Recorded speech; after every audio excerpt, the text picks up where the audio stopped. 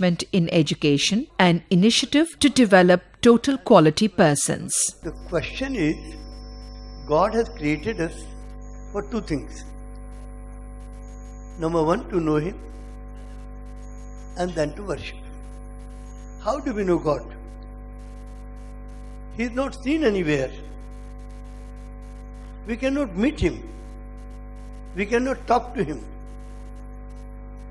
But then it is the purpose in life to know Him.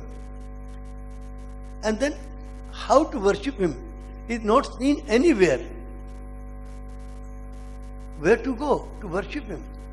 Yet it is the purpose in life to worship Him. So then what is the meaning of knowing God? And what is the meaning of worshipping God? Dear friends, knowing God is very simple.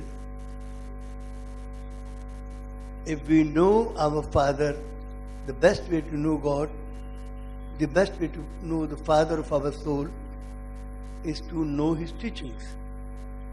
If we know His teachings, we will know what is our Father like, what are His teachings, what are His thoughts.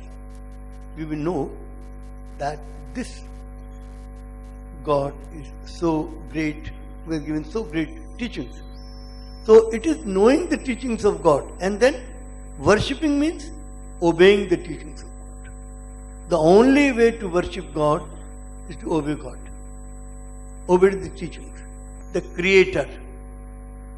You may call Him God or Creator or Allah or Ishwar or Rav, whatever you call Him. And He has revealed His books. These are the revealed books of God. He has revealed His books 5,000 years ago. He revealed His book Bhagavad Gita to Krishna. 2,500 years ago, He revealed another book to Buddha. That was equality. It was Tripatak. 2,000 years ago, He revealed His words in the form of Bible to the pure soul of Jesus. And 1,400 years ago, He revealed His words through Holy Quran to Muhammad. And 550 years ago, He revealed His word, Guru Granth Sahib, to Nanak Ji. And 200 years ago, He revealed His words to Baha'u'llah, the Kitabi actor. His picture is not available, so we have put the picture of his son, Abdul Baha, who was the interpreter of the teachings of his father. So, from time to time, from place to place, these teachings have been revealed by one God. There is only one God. God of Krishna, God of Muhammad, God of Jesus, God of Nanak, God of Joseph, Moses, Zoroaster, Abraham. God is only one. The dignitaries, Dr. Vikram Singh, Honorable A.P. Bhanu Munipriya, Mrs. Arathun, Dr. Jagdish Gandhi, and Principal performed the lamp lighting ceremony. Yes, some exercise of our palms, yes. All over the world, for peace and harmony. Chief guest Dr. Vikram Singh, in a lovely way of addressing Dr. Jagdish Gandhi as head boy of City Montessori Schools, said, "Inquiring mind is compassionate, leading to happy, content human being despite harboring ambition." They are here because of the wonderful presence of this great human being, that is Dr. Jagdish Gandhi. A big hand for him. This International Convention of Quality Control is a blessing. In my time, ladies and gentlemen, 50 years ago when I was in school, schooling had 3 ingredients. The world over. And I went through that schooling. Caning, cold bath, and bad food. These were the 3 ingredients to bring out the steel in you. Whether the steel came out or not, but yes, blood did come out once in a while. But that was the scheme of things 50 years ago. Things have changed. Now we have moved from the grit and sober education to education with a purpose, with a new dimension, with compassion. So here the quality, everything comes with compassion, with understanding. What worked yesterday will not work today. When I was in school, I got 65% marks and my father distributed sweets to the entire village. Today, 65% doesn't take you very far. And those getting 65% would perhaps go into a fit of depression as to what to do with themselves. So mediocrity today is the sin, because what worked yesterday will not work today. Knowledge, in knowledge-driven world, is instant global advantage. And pain, sacrifice and effort would decide where you and I will be after some time, and our future would be decided by these three ingredients. I would also show you the clips of these three: Napoleon, the father of the nation Mahatma Gandhi, Abraham Lincoln. What is common amongst all these three? Focus, dedication and hard work. Genius is 99% perspiration and 1% inspiration. There is no substitute to success except hard work. Napoleon would get up, although the emperor, at 3 a.m. every day. The father of the nation would also get up at 4 a.m. And Abraham Lincoln would also get up at 4 a.m. Let us at least inherit one small personal habit of getting up early in the morning and do good to ourselves. All the high achievers I know are those who get up early in the morning. It is structured in some religions, sir, to get up early in the morning and offer your morning prayers. It is structured in some religions to get up, and that is what makes a difference, that you start as a winner rather than to start as a loser. Honorable A.P. Bhanu Munipriya, Minister of Provincial Education, Sabaragamua Province of Sri Lanka, thanking City Montessori School management in introducing quality education and training various educationists in Sri Lanka since 2005, said, why we are living as human beings. Therefore, we have to maintain the quality of our lives to be success as human beings throughout in our lives, in domestic, in working, in social. Thank you, Dr.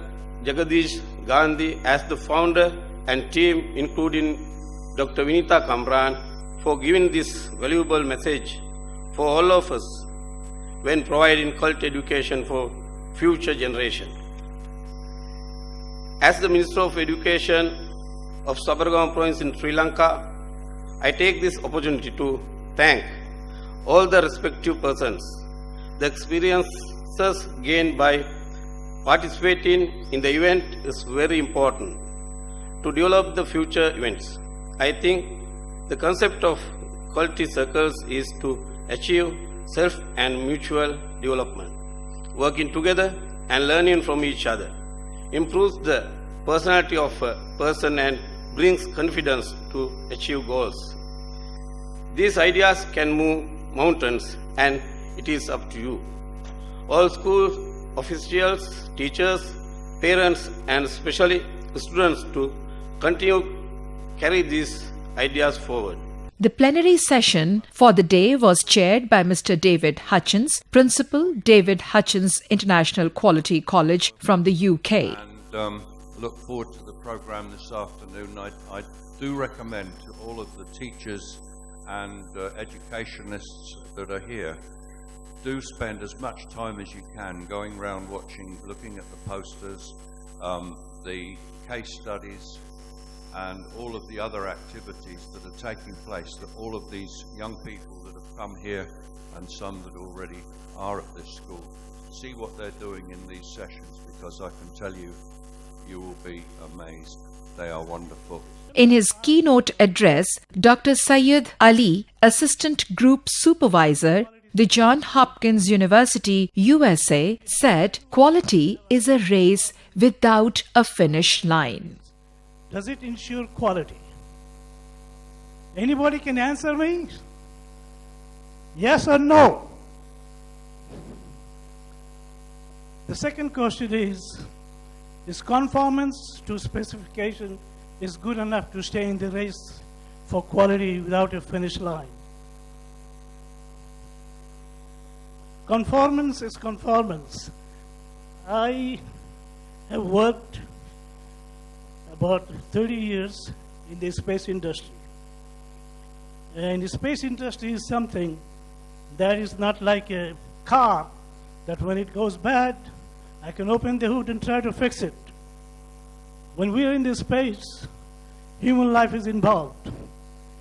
So, if conformance to quality doesn't work there, it has to be 200%, 400% much better than the conformance.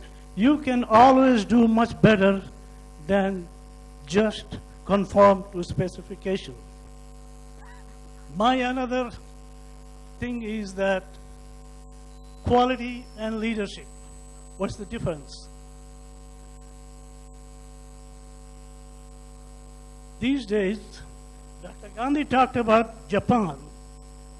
These days, United States export Hondas to Japan. The Hondas doesn't come from Japan anymore. Why? Does Honda or Apple have a quality department? No. Because they are not product centered. What we have to do is we have to move from quality management to quality of management. There's a big difference. That means you need leadership. Keynote address by Dr. Vinod Chandra, Member Child Welfare Committee and Head Department of Sociology, J.N. Postgraduate College from Lucknow, talked about quality concerns in education. For you. Why I am saying this? Because through education you are empowering yourself. Normally the education is taken as a classroom exercise, and of course when we take it within the classroom it bores us.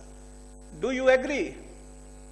My dear students, could you please tell me, are you agreeing with this statement that if you take education within the classroom, is it boring or it is an interesting thing? Or if you take education outside the classroom as well, is it interesting outside the classroom or within the classroom? Great. That is what I would like to know, because education is not an exercise within the classroom. And when we go beyond the classroom, it has a real meaning. I will talk to some of the concern on quality of education in India. As you all be aware about, the primary functions of the educational system is to transmit knowledge of the forms and skills society regards as indispensable to its survival and improvement. Educational systems regularizes the knowledge transmitting activity, trains the young to fit into the established cultural scheme, aims to aid the individual in the development of personality and aptitude. There are so many aims and objectives of the education which we get throughout our life. If you, being an Indian student or a student of Indian education system, we all know a bit of Vedanta traditions. I'm going to refer Vedanta tradition, and within Vedanta, it is believed that the knowledge is already inherent in man. What the system does then, the education awakens its. In his special address, Mr. David Crawford, CEO, Quality Strategies International from South Africa, spoke on nurturing. There is fear of change, and yet change makes the difference. And that can stop us reaching our full potential, students. Don't be afraid to challenge the unknown. That's how we learn. You'll be amazed to know that human society, human development, has actually progressed by more mistakes that we make. And if we don't walk out there and take that risk, then we're not going to improve. Risk is always associated with failure. If you're not taking risks, you're not moving forward. And if you're not having failure, then you're not taking risks. So the situation is, we think that everything changes or has to change when circumstances change. Every country on earth at the moment is reforming public education. There are two reasons for it. The first of them is economic. People are trying to work out, how do we educate our children to take their place in the economies of the 21st century? How do we do that? Given that we can't anticipate what the economy will look like at the end of next week, as the recent turmoil is demonstrating. How do we do that? The second, though, is cultural. Every country on earth is trying to figure out, how do we educate our children so they have a sense of cultural identity and so that we can pass on the cultural genes of our communities while being part of the process of globalization. How do we square that circle? The problem is they're trying to meet the future by doing what they did in the past. And on the way, they're alienating millions of kids who don't see any purpose in going to school. When we went to school, we were kept there with a story, which was if you worked hard and did well and got a college degree, you would have a job. Our kids don't believe that. And they're right not to, by the way. You're better having a degree than not, but it's not a guarantee anymore. And particularly not if the route to it marginalizes most of the things that you think are important about yourself. Some people say we have to raise standards as if this is a breakthrough. You know, like, really, yes, we should. Why would you lower them? You know, I mean, I haven't come across an argument that persuades me of lowering them. But raising them, of course we should raise them. The problem is that the current system of education was designed and conceived and structured for a different age. It was conceived in the intellectual culture of the Enlightenment and in the economic circumstances of the Industrial Revolution. In the keynote address by Dr. Geeta Gandhi Kingdon, President and Chief Operating Officer, City Montessori School, sketching a picture of learning outcomes of schools in India, political, economic scenario, laid down the broad principles of quality. To developing countries, and most particularly as it applies to India.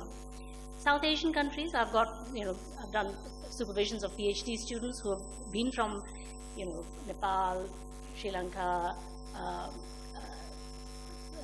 Pakistan, Bangladesh, also Nigeria, and so forth. But most of my own work has been on economics of education in India. And I wanted to share a little bit of that with you in the context of thinking about quality of education. So let's just make a start. I'm going to present a picture of school education in India and what one might learn about quality management from that. What broad principles might come out of that picture.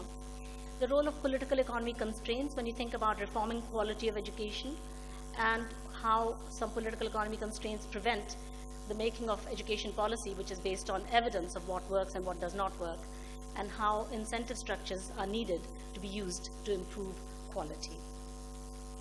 So let's just start at the very beginning on what does school quality look like. Now, of course, there can be many different ways of measuring school quality, but not all of those ways are in fact measurable. The one thing about an outcome, we care a lot about different outcomes of education. We may care about the confidence level that the children come out with after they've completed their schooling. We may care about their interpersonal skills. We could care about their emotional stability. One could care about a whole range of things that are supposedly outcomes of education. Ms. Elizabeth Wagstaff, Senior Speech and Language Therapist, Child and Adolescent Mental Health Service from Ireland, spoke on how language skills help lead good life. You are the best. You have all come here from so many different schools.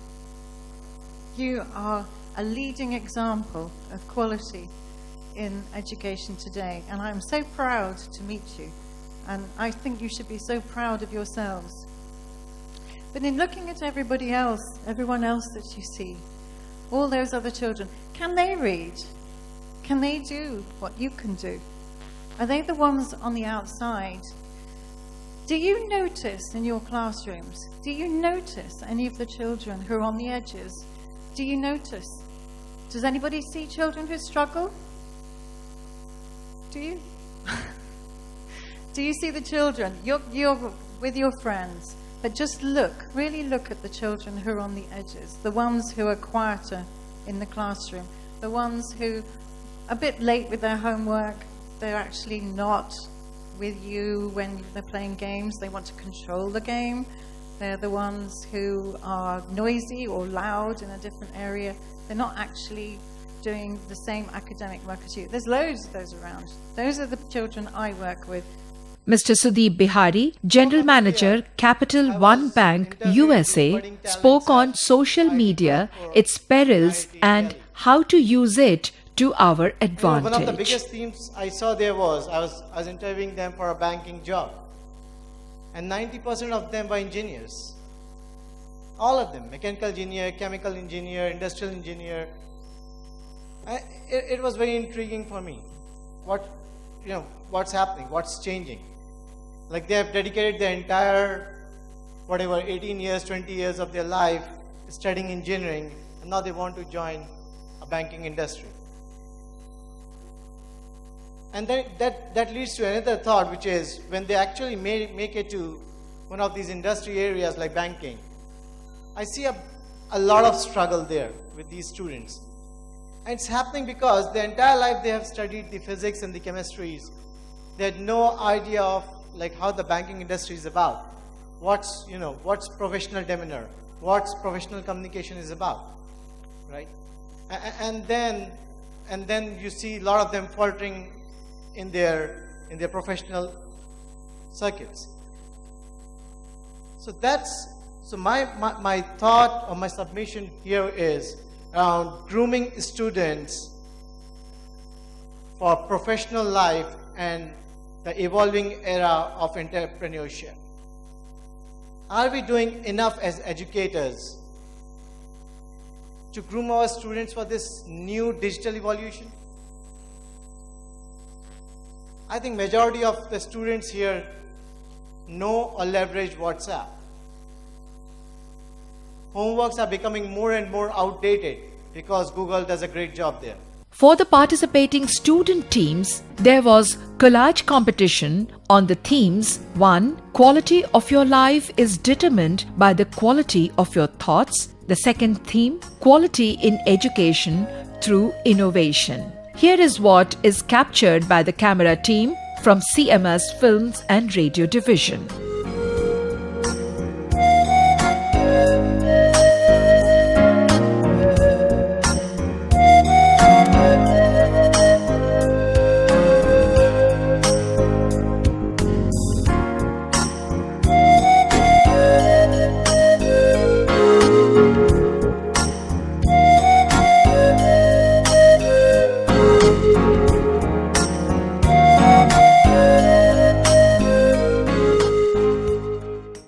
Schools involved under Quality Circle banner prepared their student stream throughout the year through a case study. At the QC International, these students presented their case studies. Here are the excerpts of few schools' case study presentations. Keeping together is progress, motivating others toward is success. There is our algorithm which reflects both our mindset and the priorities of the program.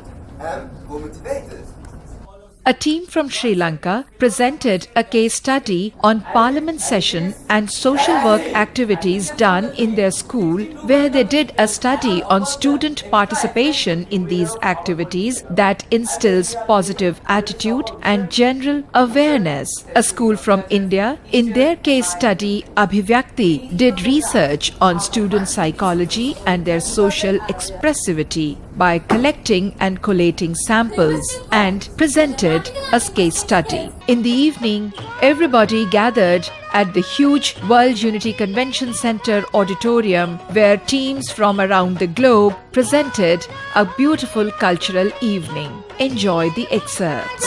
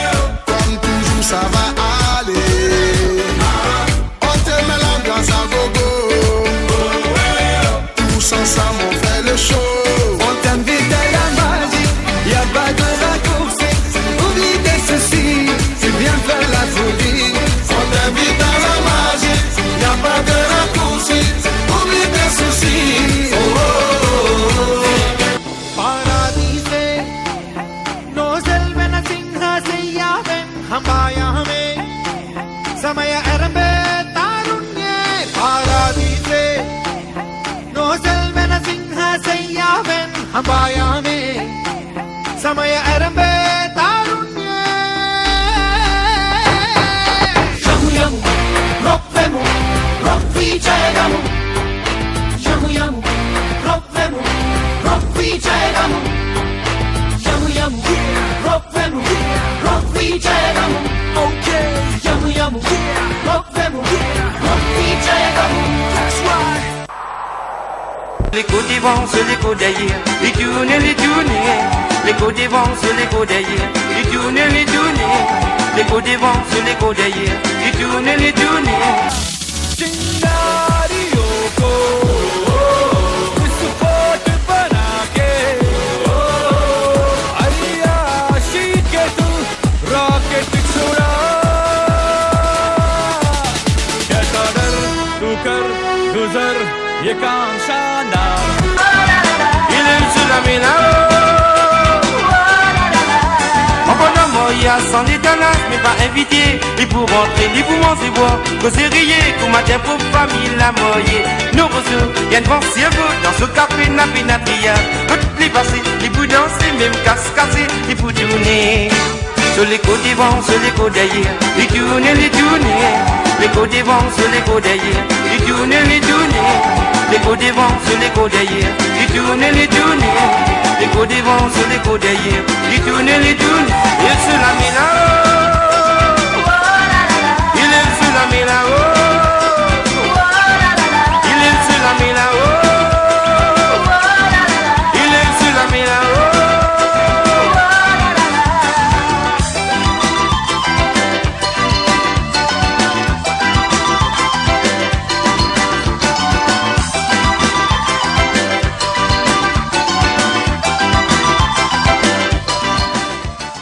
The third day of International Convention on Students' Quality Control Circles 2015 began with the talk by the founder-manager of City Montessori School and chairman, World Council for Total Quality and Excellence in Education, Dr. Jagdish Gandhi, on quality control circles, its effect on global education. And international security, international peace in the world, and international security. Security not only for India, security not only for this country or that country, security for Pakistan, security for America, security for Iran, Iraq, security for the whole world. This says the state shall endeavor to promote international peace and security. B, maintain just and honorable relations between nations. The relations between nations are not just, not honorable. Nations are fighting with each other. Their relations are not just, not based on justice. Their relations are not honorable. So what is needed is just and honorable relations. For the respect for international law, the world is dependent upon each other. And there is no law which is applicable to all. There is the International Court of Justice, but they are all treaties between two nations or few nations. That means agreements, but they are not a law. This is misnomer, they think it is the International Court of Justice. Any judgment given by the International Court of Justice is not binding, because every country is a sovereign country. Prabhu Satta Sampanna Desh. And because they are the sovereign countries, no law, outside law can be applied to any sovereign country. The sovereign country makes its own laws. They say we are a sovereign country. We are not governed by any law. But now the time has come when the world requires a law. Quality in any sphere can be ensured only by persons committed to it. The day's inaugural address by Mr. A.M.M. Khairul Bashar, President, Bangladesh Society for Total Quality Management, Dhaka, was to achieve quality, we need performers, and those performers need to have some attributes, and quality is that attribute. I asked Japanese people, what is your religion? And surprisingly, most people couldn't answer. Later, I asked the same question to my training course coordinator, who was Professor Kawase from Tokyo University. When I asked him about the religion in Japan, he kept quiet for some time. And later he replied, it's quality. So the essence he was making, today I understand his reply, is that to achieve quality, we need performers. And those performers need to have some attributes. And quality has the same attributes. The keynote address by Dr. Hayal Koksal, Founding President, Association for Innovative Collaboration, Turkey. Through effective teacher training programs. Education is one of the main ingredients of transforming humans into fruitful and dignified lifelong learners. It starts from the very first times of life, blossoms with the first touches of families, and then through a country-based teaching program goes on until gaining a profession. And then, of course, it goes on within the society.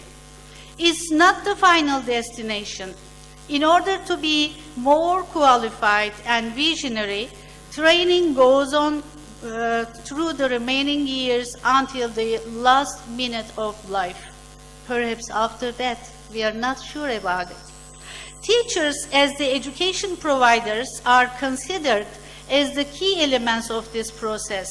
They take a very important place for all of us. We never forget about our primary school teachers. Mr. Michael Hutchins, Executive Coach Consultant and Leadership Training Development from UK, said your passion should be your profession and stay connected with your profession. Like a house of cards, one blow from caving in. Do you ever feel already buried deep? 6 feet under screens, but no one seems to hear a thing. So come on, stand up and dance. There's still a chance for you, 'cause there's a spark in you. You just gotta ignite the light and let it shine. Just let's hear everybody standing. Like the 4th of July, 'cause baby you're a firework. Come on, show your work. Everybody clapping, come on in the back. Cameraman. Come on. Let's see you jumping. Everybody. Yeah. Let's have some fun. Come on, stand up. All of you. You don't have to feel like a wasted space. Look at these two wonderful young girls. Cannot be replaced if you only knew Look at this. what the future holds. After a hurricane comes a rainbow. Maybe a reason why all the doors are closed, so you could open one that leads you to the perfect road. Like a lightning bolt, your heart will glow, and when it's time you know. Everybody standing, come on. Everybody standing up, please. And let it shine. Just on the night, like the 4th of July. 'Cause baby, Come on, let's go. your word. Let's have everybody jumping. Your word, make 'em go. Doing great. To really make sure that they are connected always to what it is that they love, what it is their passion is. We are all unique. You all come together and you create this wonderful, wonderful exposition to us all, as you showed us the last 2 days. And you're also individuals, right? You'll have different colored cars when you grow up. You'll have different tastes in music, in everything. And so it's so important for you to just stay connected to that, right? It's so important. And so this is my wife, my lovely wife Erin, and my beautiful dog Alfie. Alfie's already ready for Christmas, right? Christmas has come early. He's got his reindeer's hat on. He's ready to go. Alfie is absolutely 100% authentic. He has no ego, right? If he's angry, he's angry. If my wife's angry, she's angry. But he's connected. I know I connect with him 100%, as I do with my wonderful wife, who is also a coach. She's also a leadership development consultant. She loves what she does, and she's amazing at it. She has a magnetic personality because she's connected to her Dharma. She's connected to growing people, caring for people. That's what she's all about. That's her mission. And so a lot of work has been done around different stages of child psychology, adult stages of development. A lot of work's done at Harvard University. And a gentleman by the name of Robert Keegan has done work, a lot of extensive work, and 80% of us never really get out of that reactive place. You know, David said yesterday about looking at the graveyard of all those unexpressed dreams and desires. That's where most of us stay. We stay in reactive, and to get to that creative place where we see the true leadership in the world, it requires awareness and it requires choice, conscious choice. Childhood to reactive, that kind of just happens. You grow up, right? And you mold into society. It sort of happens for you. To be a great leader, you kind of got to figure that out for yourself as you grow older. But you already have it as a child, right? So you see the fingerprints at the beginning. You as children are already leaders. Yes, you need development. Yes, you need new skills. But you are already connecting. You are connecting with all of us. You did it last night. You've proved it to us. If we bring together all the consequences of our life, all the consequences together, that's what become our life.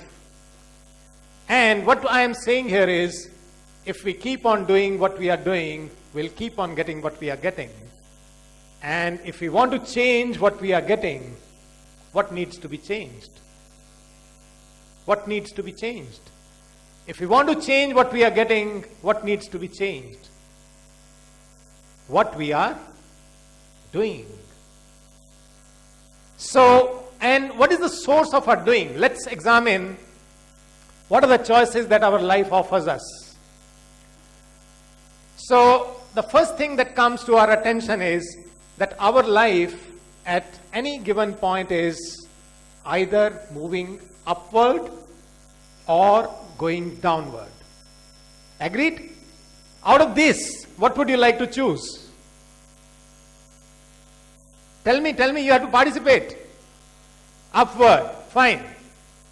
Now, if we want to move upward in our life, as Mike was mentioning here just a little while back, we all need to be driven by a purpose. We all need to be driven by a goal. We all need to be driven by a vision in our life. Only then it's possible to move up. And that's what Swami Vivekananda said. Arise, awake and stop not till the goal is achieved.